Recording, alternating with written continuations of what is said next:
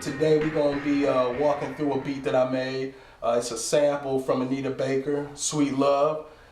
It's very soulful, you know what I'm saying? And you know, I just like to, my creative process is what I want to walk y'all through with me, you know.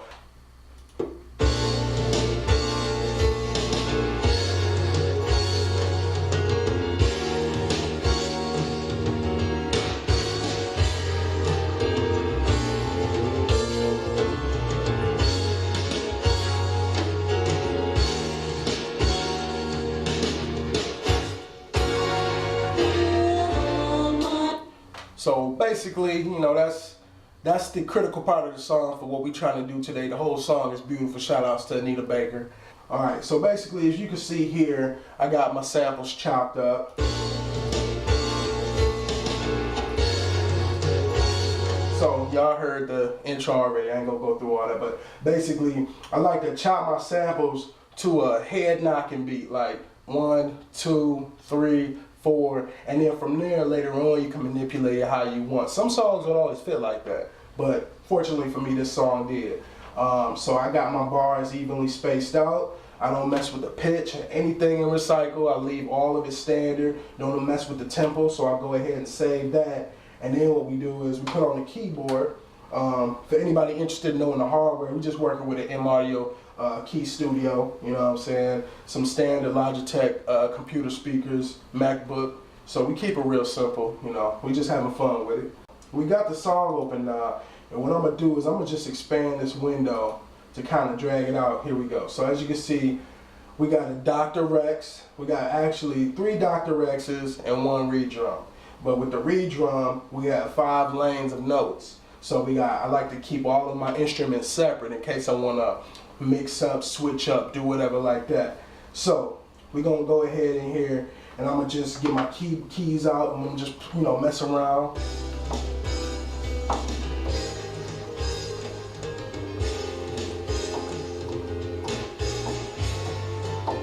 So what we got is, I don't know if you can notice, but the tempo's changed. I did, or rather the tempo and the pitch, I transposed the actual sample. So I keep it fairly straightforward initially. So let me move the sequencer out the way for a minute so you can kind of see what I'm talking about.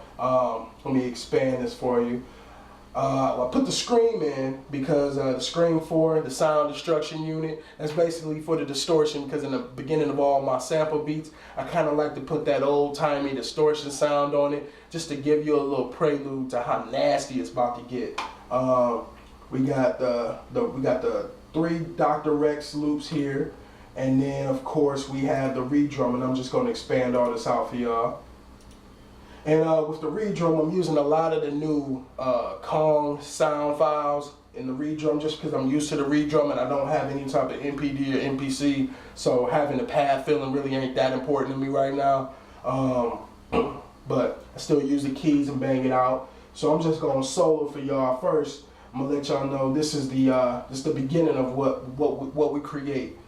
This is that distortion sound I was telling you about. Take a listen.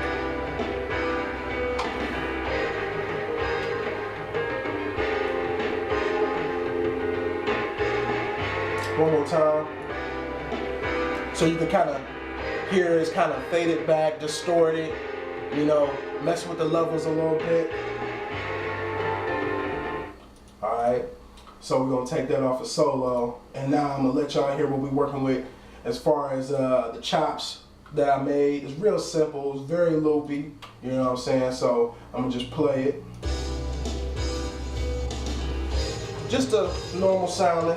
And now what I'm gonna do is I'm gonna show y'all my second Dr. Rex is the bass backup. So you should be able to hear a difference in the bass now. Okay, so that's that. All right, so that's my little hook. I always start off with the foundation of the song is always gonna be the hook. So very simple. Somebody could get on there and spit. Somebody could sing. You know, it's whatever. So the drums, the fun part. Okay, I'm gonna go down to the little reed drum, and so I'm gonna go through these sounds for y'all real quick, just show you what I'm working with. Got a little kick. Let me turn this up so you don't hear the keys pounding. Got your kind of snare clap. What that is that's 2 I put 2 lanes, and if you turn it around, you can see that I got one being slave to the other. So I got my 2 and 3 lane on the same accord. So if I just play the 3rd lane, it's the clap, but it give you that extra depth, you feel me? Got your little rim right there, got your cymbal, hi-hat, all the hip hop beats got it. Okay, got another cymbal right there, and another type of hi-hat. So, I mean, it's pretty simple. Like I said, I keep it straightforward. I like the depth of my music to come through with the patterns. You see what I'm saying? So here we go with just the kicks. Okay, simple pattern. Then you add them snares. You add the double snare, and you add that cymbal right there. Let's bring it back one more time.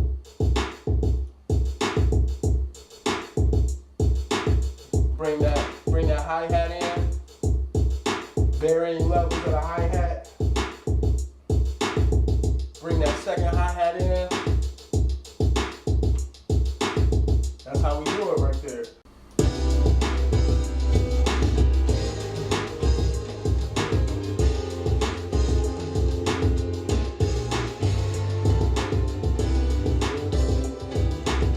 So everything kind of comes together.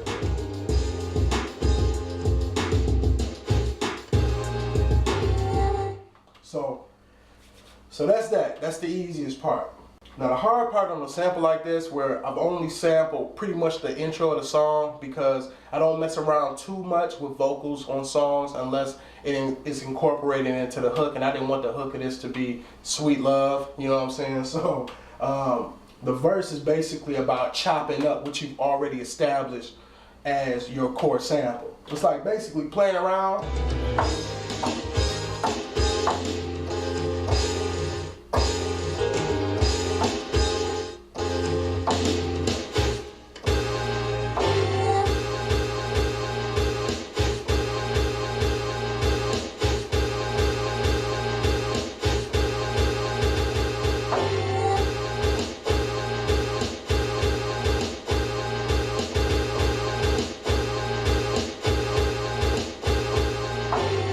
Just something like that, you know what I'm saying? Just kind of freaking it out a little bit. So, same keys.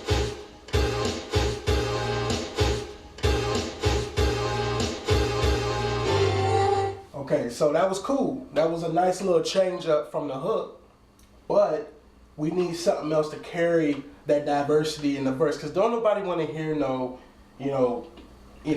you could be loopy, but don't limit yourself to the point where you can't really have a song out of what you make. And I make music to have fun, to have a song, have a creation come out of it. So you always want to have them switch ups in there.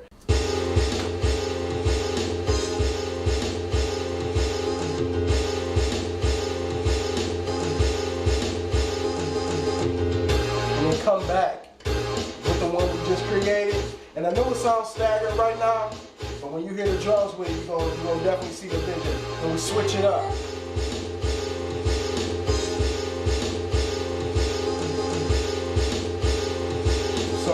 So that's pretty much how we do with that, okay? So that's basically your verse right there.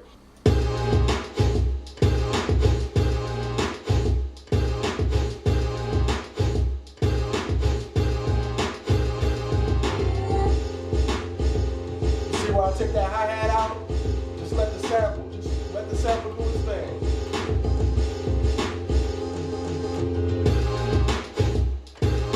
So that's why we did that.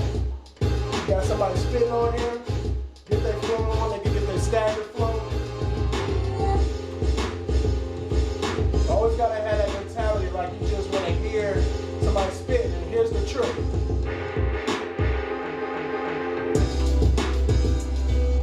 That is something I consider a signature move. Every producer got a signature move. Mine is that drop off before the hook, throw that distortion on there, change it up, give them something else to look forward to. So on that last quarter of the verse, I'm in here and we banging it out, and in that very last part of the verse, I drop off the natural sample, throw in the distorted sample, and then also drop off the drums. So I'm gonna let y'all hear that last chord one more time.